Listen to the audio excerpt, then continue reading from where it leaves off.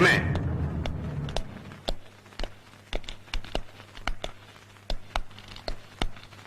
ആരുടെ ജീപ്പിലാടി നീ ഇപ്പൊ വന്നിറങ്ങിയത്? ഏട്ടാ, അത് ഞാൻ നിന്നെ ഡ്രോപ്പ് ചെയ്യാൻ മാത്രം നിനക്ക് അവനുമായിട്ട് എന്താണ് ബന്ധം? പറയടി. Silence please. Shut up. നീ വീട്ടിലേക്ക് വാ.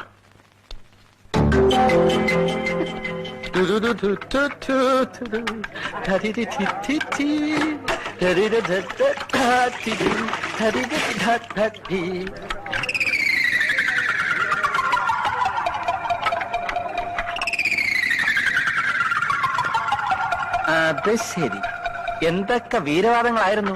പെണ്ണ് കിട്ടൂല, അഥവാ കിട്ടിയാൽ തന്നെ കെട്ടൂല. കംപ്ലീറ്റ് പൊളിഞ്ഞ് പാളീസായല്ലോ മുതലാളി. ദിൽ തോ പാഗൽ ഹെ, പാഗൽ പാഗൽ. ഞാൻ പറഞ്ഞു വിട്ടോ നിമിക്കോ. ഓ ശരി മുതലാളി. നീ എന്തിനാടാ പെണ്ണുങ്ങളുടെ ബാഗ് കൊണ്ട് നടക്കുന്നത്? ഞാനോ? അത് ശരി, അനുവാദമില്ലാതെ ഒരു ഈച്ച പോലും കയറാൻ മടിക്കുന്ന നമ്മുടെ ജീപ്പിൽ നിന്നും കിട്ടിയതാണ് ഈ ലേഡീസ് ബാഗ്. എന്താ ജീപ്പിന്നോ? അതെ, ടേക്ക് ഇറ്റ് ഈസി. ഏതാ ഈ പെണ്ണ്? ഓ അതോ, അത് ആ പെണ്ണ്. അവൾക്ക് ഞാൻ ഇന്നൊരു ലിഫ്റ്റ് കൊടുത്തു. അവളെ വെച്ച് മറന്നുപോയതായിരിക്കും. ഏത് പെണ്ണ്? ആ കമ്മീഷണറുടെ പെങ്ങളില്ലേ, ഹേമ. മുതലാളി കല്യാണം മുടക്കിയ പെണ്ണ്? അയ്യോ, ഇത് സംഗതി കുഴപ്പമില്ല മുതലാളി. എന്ത് കുഴപ്പം? മുതലാളി, ഒരു പെണ്ണും ഒരിക്കലും നഷ്ടപ്പെടാൻ അനുവദിക്കാത്തതാണ് അവളുടെ ചാരിത്രവും ഹാൻഡ് ബാഗും. അതുകൊണ്ട് ഇത് അവൾ ഇവിടെ മറന്നു വെച്ച് പോയിട്ടുണ്ടെങ്കിൽ അവളുടെ ഹൃദയവും ഇവിടെ മറന്നു വെച്ചിട്ടായിരിക്കും പോയിരിക്കുക. അതുകൊണ്ട് ഇത് അത് തന്നെ. ഏത്? പ്രേമം. പ്രേമം? മുതലാളി, സ്വന്തം അനുഭവത്തിന്റെ വെളിച്ചത്തിൽ പറയാൻ ഞാൻ, പണ്ട് എന്റെ അമ്മ പാല് കൊണ്ടുപോയ മൊന്ത ചായക്കടയിൽ മറന്നു വെച്ചതിന്റെ അനന്തര ഫലമാണ് ഈ നിൽക്കുന്ന ഞാൻ. ലോകത്തിലെ ഏത് പ്രേമത്തിന്റെ കഥ എടുത്താലും അതിന്റെ പിന്നിൽ ഒരു മറവി കാണും. ലൈല മജ്നു, റോമിയോ ജൂലിയറ്റ്, പ്യാർ കിയാ തോ ഡർനാ ക്യാ, ദുഷ്യന്തൻ, ശകുന്തള. നീ വാച ഓടിക്കാതെ ആ ബാഗ് കൊണ്ട് തിരിച്ചു കൊടുക്കും. അത് മുതലാളി നാളെ നേരിട്ട് കാണുമ്പോ കൊടുത്താ പോരെ? കൊണ്ട് കൊടുക്കാനല്ലേ പറഞ്ഞു? ഇല്ല മുതലാളി, ഞാനിത് വെറുതെ കൊണ്ടുപോയി കൊടുക്കില്ല.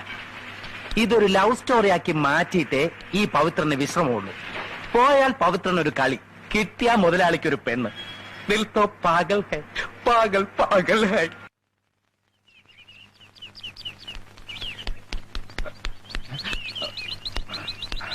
ഇവിടെ ആരുമില്ലേ?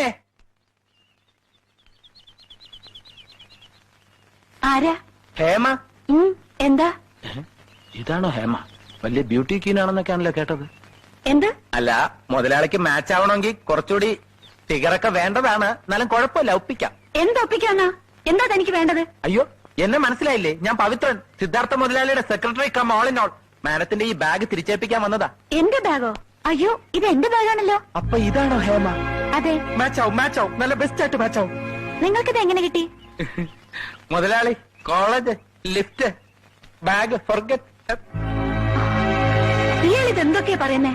അത് ഞാൻ പറയാം. ഈ കുട്ടി എന്നും എന്റെ മുതലാളിയുടെ ജീപ്പിലാ കോളേജിൽ പോവാറ്. ഇന്ന് ജീപ്പിൽ വെച്ച് ഈ ബാഗ് മറന്നു, അത്രേ ഉള്ളൂ. അങ്ങനെയൊന്നല്ല, ഇയാൾ ചുമ്മാ. അയ്യോ, സിസ്റ്റർ എന്തിനാ പേടിക്കുന്നത്? ഇങ്ങനെയുള്ള സമയങ്ങളിലല്ലേ നമ്മൾ ധൈര്യം കാണിക്കേണ്ടത്. ഏട്ടൻ വലിയ കമ്മീഷണറൊക്കെ ആയിരിക്കും, പക്ഷെ അതെന്റെ മുതലാളിക്ക് വെറും പുല്ല. മാത്രമല്ല, എന്റെ മുതലാളിക്ക് വേണ്ടി മരിക്കാൻ വരെ ഞാൻ തയ്യാറായി നിൽക്കുക. പിന്നെ എന്തിനു പേടിക്കണം? എന്താ ശരിയല്ലേ? നീയാണ് ആ ചെറ്റയുടെ മീഡിയേറ്റർ അല്ലേ?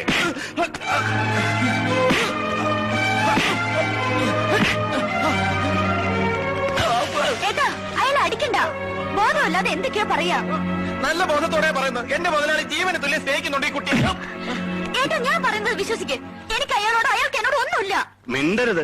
എല്ലാം നേരിൽ കണ്ട എന്നോടാണോ കള്ളം പറയുന്നത്? ഏട്ടൻ എന്ത് നേരിൽ കണ്ടുന്നാ? അയാളുടെ ജീപ്പിൽ ഞാൻ വന്ന് ഇറങ്ങിയതോ? ഇറങ്ങിയത് സത്യോ, പക്ഷെ അതിലപ്പുറം ഒന്നുമില്ല. വേണ്ട, എല്ലാരും കൂടി എന്നെ പൊട്ടനാക്കണ്ട. കല്യാണം മുടക്കിച്ചതും അനിയന് വേണ്ടി കല്യാണം ആലോചിച്ചതും നീയും കൂടെ ചേർന്നിട്ടാണെന്ന് ഇപ്പൊ എനിക്ക് മനസ്സിലായി. പറയടി, എത്ര കാലമായി നീ അവനുമായിട്ട് അടുപ്പത്തിലായിട്ട്? പറയടി, എത്ര കാലമായെന്ന്? അപ്പോ എന്നെയും ഞാൻ പറയുന്നത് ഏട്ടന് വിശ്വാസമില്ല? ഇല്ല, എനിക്ക് നിന്നെ വിശ്വാസമില്ല. എങ്കിൽ ഏട്ടൻ അങ്ങനെ തന്നെ വിശ്വസിച്ചോ? എനിക്ക് അയാളോട് സ്നേഹമാണെന്ന് തന്നെ വിശ്വസിച്ചോ? ഇപ്പൊ സത്യം മനസ്സിലായല്ലോ. ഇനി പോലീസ് അല്ല പട്ടാളം വന്നാലും ഇവരുടെ ബന്ധം തകർക്കാനാവില്ല. എന്താ ചെയ്യാനുള്ളതെന്ന് വെച്ചാൽ ചെയ്യ്.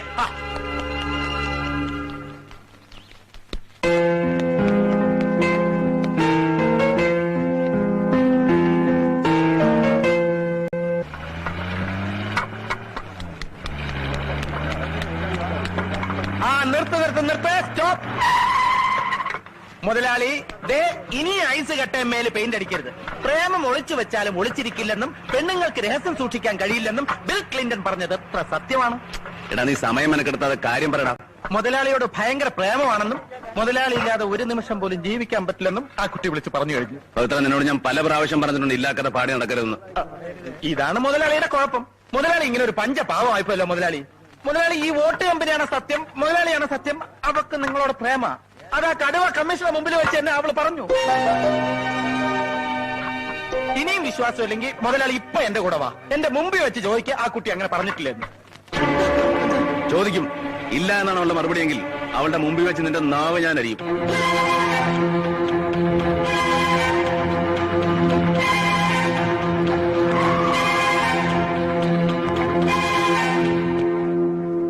ഇവിടെവാടാ. ഇവനൊരു കാര്യമെന്ന് എന്നോട് പറഞ്ഞു. അത് കള്ളമാണെങ്കിൽ ഇവന്റെ നാവ് ഇവിടെ വെച്ച് ഞാൻ അറിയും. എന്ത് കാര്യം? പറടാ. കുട്ടി ഇന്നലെ ഏട്ടനോട് പറഞ്ഞില്ലേ സിദ്ധാർത്ഥ മുതലാളിയായിട്ട് ആണെന്ന് പ്രേമം? അയ്യോ, പറഞ്ഞില്ലേ? എന്റെ നാട്ടിപ്പോ പ്ലീസ് പറ. അവിടെ പറഞ്ഞത് ഇവിടെ പറഞ്ഞാ മതി. ഞാനിങ്ങനെ പറഞ്ഞു എന്നുള്ളത് സത്യമാ.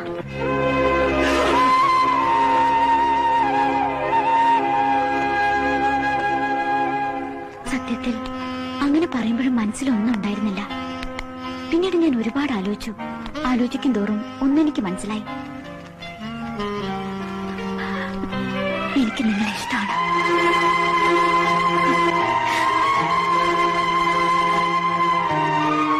Take it easy.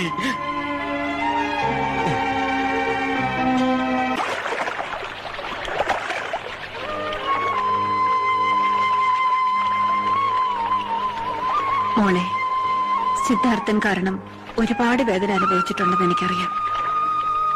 പറ്റിപ്പോയ അബദ്ധങ്ങൾ ഓർത്ത് എന്നെക്കാൾ വേദനിക്കുന്നുണ്ട് എന്റെ മോൻ. അതൊക്കെ മനസ്സിൽ വെച്ചോണ്ട് എന്റെ മോനോട് പ്രതികാരം ചെയ്യരുത്. അവനാകെ തകർന്നു പോവും. ഒരമ്മയുടെ അപേക്ഷയാണിത്. അമ്മേ, അമ്മയും സിദ്ധാർത്ഥനും എന്നെ തെറ്റിദ്ധരിച്ചിരിക്കുക. ഞാൻ പറഞ്ഞതൊന്നും വെറും വാക്കല്ല. അപ്പോ എല്ലാം മനസ്സിലാക്കി തന്നെയാണോ മോളെ തീരുമാനത്തിൽ വന്നത്? അതെ, ഞാൻ സിദ്ധാർത്ഥനെ ശരിക്കും മനസ്സിലാക്കി. ഒരുപാട് നന്മയുള്ള മനസ്സാണത്. ആ മനസ്സ് ഞാൻ ഒരിക്കലും വേദനിപ്പിക്കില്ല. മോളെ, സുഖമില്ലാത്ത കുട്ടിയെ നോക്കാൻ ഒരു രണ്ടാം വീട്ടുകാരന്റെ ഭാര്യയായ ഞാനാണ് ഈ ലോകത്ത് ഏറ്റവും വലിയ ത്യാഗം ചെയ്തവളെന്നായിരുന്നു എന്റെ വിശ്വാസം. പക്ഷേ നീ ഇപ്പൊ കാണിക്കുന്ന ഈ പുണ്യത്തിന്റെ മുന്നിൽ ഒന്നുമല്ല മോളെ.